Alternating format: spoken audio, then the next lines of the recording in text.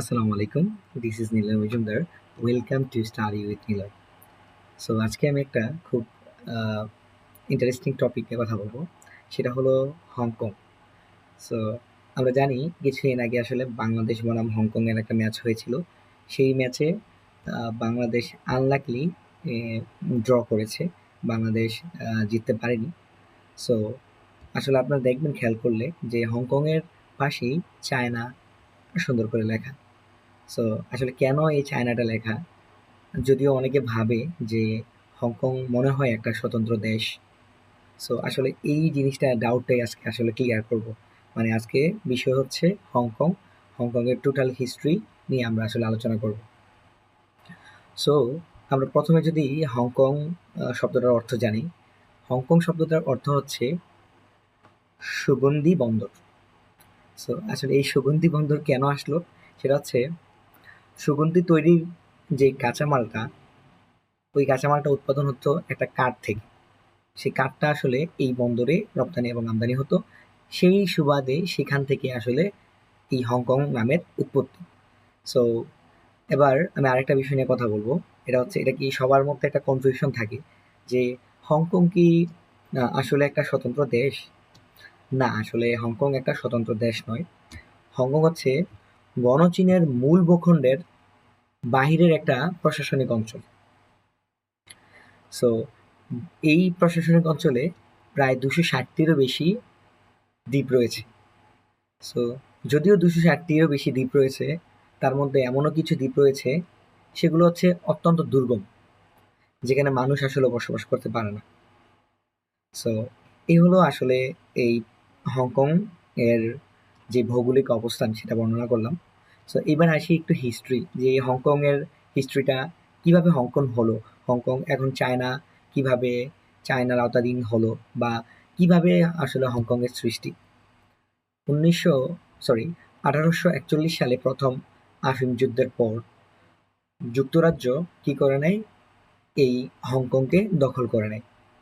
তারপর 1842 সালে নানকিং চুক্তির ফলে যুক্তরাজ্য আনুষ্ঠানিকভাবে এই হংকংকে নিজের করে নেয়।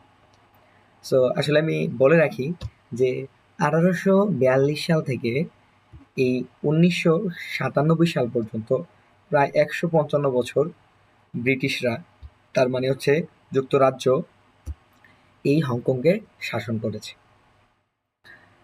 তারপর 50 বছরের জন্য স্বায়ত্তশাসন লাভ করে, এটা হচ্ছে 2047 সাল পর্যন্ত।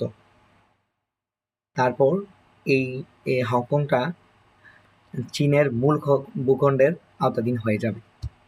সো এই হলো আসলে হংকংয়ের ইতিহাস। সো আমি আসলে একটু হংকং সম্পর্কে আরও আহ, কিছু ইন্টারেস্টিং বিষয় আমি আসলে আজকে আপনাদেরকে বলবো। হংকং দ্বীপের যে জনসংখ্যা সেটা হচ্ছে প্রায় 70 লক্ষ, বা এটাকে 7 মিলিয়ন পিপল আসলে এখানে বসবাস করে।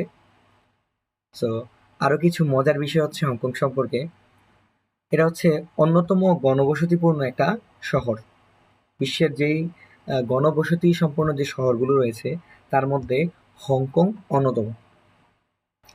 আর এটার একটা স্পেশাল জিনিস রয়েছে, সেগুলো হচ্ছে আকাশচুম্বী অট্টালিকা। এই হংকংয়ের মধ্যে সর্বাধিক উঁচু যেই বিল্ডিংগুলো রয়েছে পৃথিবীর মধ্যে, এই হংকংয়ের মধ্যেই সবচেয়ে বেশি রয়েছে। প্রায় 1200 আকাশচুম্বী অট্টালিকা রয়েছে, যেগুলো নিউ ইয়র্ক সিটির গড় উচ্চতার তুলনায় প্রায় 4 গুণ আমরা বলতে পারি।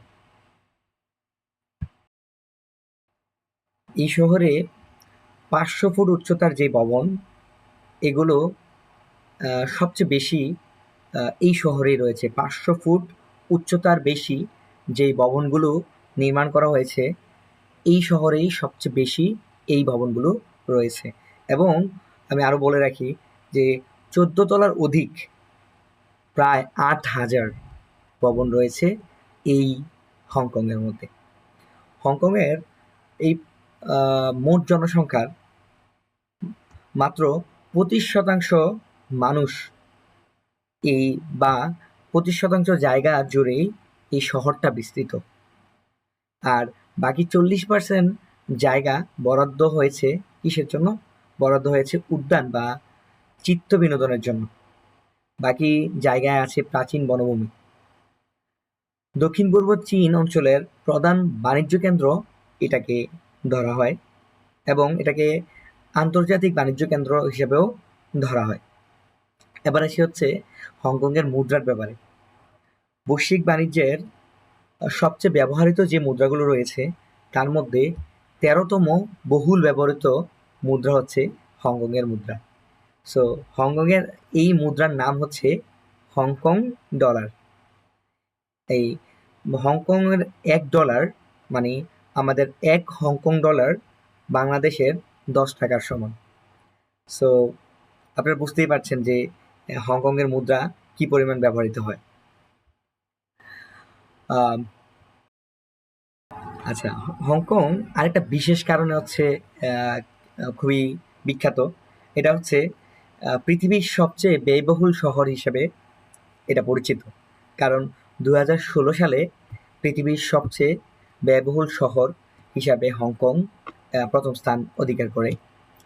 আপনি জাস্ট ইমাজিন করেন, আমি আসলে একটু ব্যাখ্যা দিই, তাহলে হচ্ছে আপনি এই জিনিসটা ভালো করে বুঝবেন।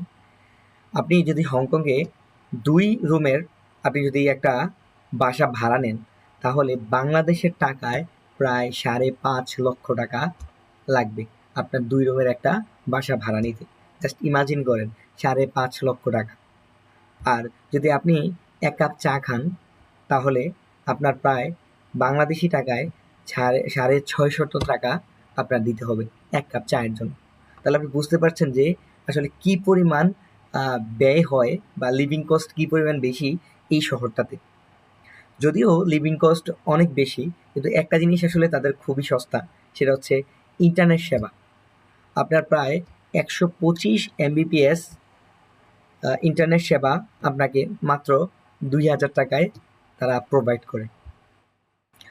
আর আরেকটা মজার ব্যাপার হচ্ছে, এই শহরের অধিকাংশ মানুষই হচ্ছে গণপরিবহনে যাতায়াত করে। তাদের নিজস্ব প্রাইভেট কার তারা বেশি ব্যবহার বা নিজস্ব পরিবহন তারা বেশি ব্যবহার করে না।